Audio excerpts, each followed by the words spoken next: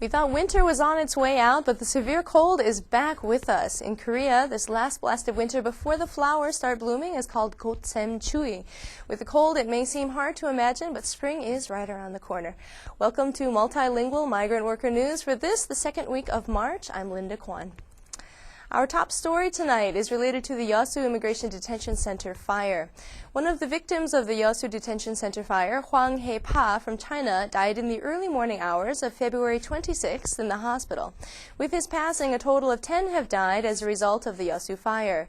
On March 7th, after a 3-week police investigation, the government finally released the results. But the contents of the report were vague and inconclusive, stating that although no immediate evidence could be found, we conclude that Mr. A committed arson. Presently, in an effort to wrap up the case quickly, the government is trying to resolve the issue of compensation to the victims' families. However, the families of the victims are demanding an open reinvestigation to uncover the truth about what actually happened. On March 9th, the government made a report regarding the investigation results as well as compensation for families, but the reaction of the families was lukewarm. 2 days later, on March 11th, a memorial and rally was held to denounce the government's response and to urge reform of the current migrant worker system. In related news, the recent fire in Yeosu showed just how serious the problem of migrant workers' human rights is. The results of the investigation revealed that when the fire broke out on February 11th, detained migrant workers were trapped in their cells calling for help, but were not rescued until 9 minutes later by the front desk clerk, who was the only staff member in the building at the time. Also, the guards moved the detained migrant workers to the second floor from the third and proceeded to lock them up again. They then transferred them again to a holding facility on the first floor. In addition, detainees who were sent to the hospital were handcuffed and released only when reporters came. The bereaved family members were not informed about the autopsy for the victims and suffered the shock of seeing their family members covered with blood. Detainees who sustained minor injuries were sent to Cheongju Detention Center without any treatment, and most were later deported. It was also reported that the remaining 2 female migrant workers were assaulted by Immigration Detention Center workers. The fact of the matter is that while no measures are being taken to provide for the safety and human rights of migrant workers, immigration raids are still being carried out. In the ongoing wave of immigration raids, an 8 months pregnant Filipino woman was arrested on February 26 during a raid in Hayangni, Seoul. Despite telling immigration officials that she's pregnant, she was whisked away on a bus filled with other arrestees and later told that she would be deported. After arrest, members of various human rights and migrant organizations came to check on her status, including the Migrant Trade Worker Union, Casamako, and the Korean Institute of Labor, Safety, and Health. While detained, she underwent tremendous stress and fatigue, and despite repeated requests, she was not provided with a medical examination.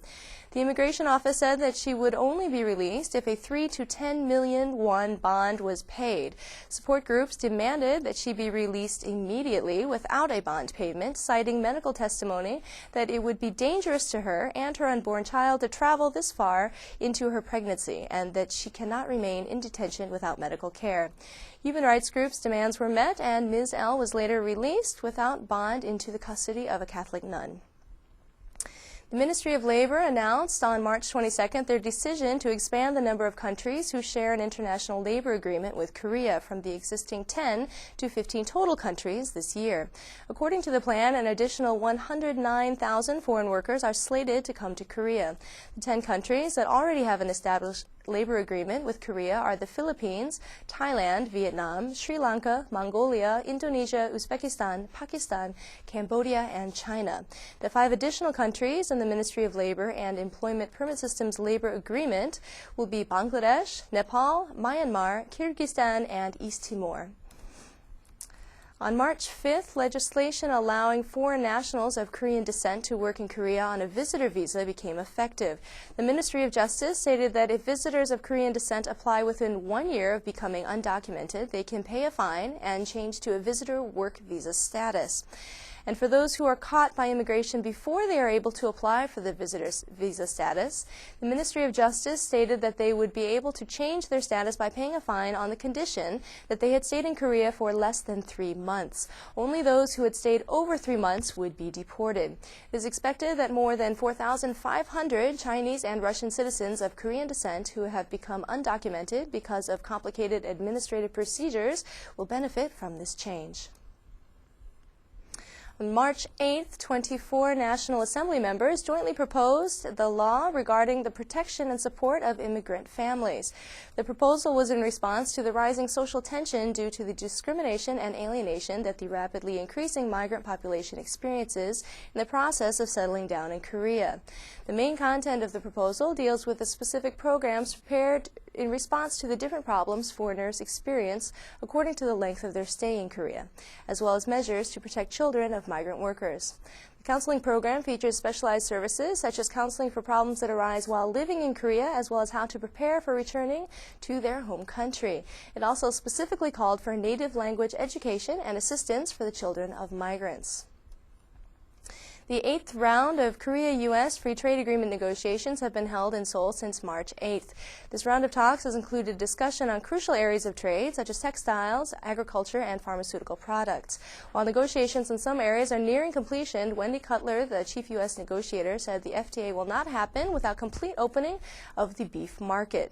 She also added that the most important goal in this round of talks is to create legal measures that enable U.S. automakers to compete fairly in Korea. Meanwhile, the Korean Citizens Coalition for Economic Justice criticized the Korean government, stating that a Korean-U.S. FTA would only harm national interests and would also burden coming generations. If the FTA caters completely to the U.S. interests as well as the U.S. timetable. The Ministry of Justice is planning to start an online service to accept applications for reentry permission from foreign workers for 5 different visa categories, including industrial trainees, work trainees, non-professional work, and maritime crew. After submitting an online application, results will be available via the Internet. You can register on the Immigration Bureau's website and submit your application there. We Love Korea is a radio program for immigrants living in Korea as well as Koreans. If you like singing, then you should try the telephone singing contest Radio Star. All you have to do is choose a song to sing, and you can find out more information about this program on the EBS website. It's on every Sunday from 9 to 10 a.m. Then this year's Bangladeshi Independence Day event will take place March 25th from 3:30 to 7 at the Sohul District Office in Pocheon, Gyeonggi Province. There will also be traditional cultural songs, dance performances, along with food, and raffle prizes will also be available. That's all from Multilingual Migrant Worker News for the second week of March. You can watch rebroadcasts of the news on our website at www.mwtv.or.kr. Thanks for being with us. Good night.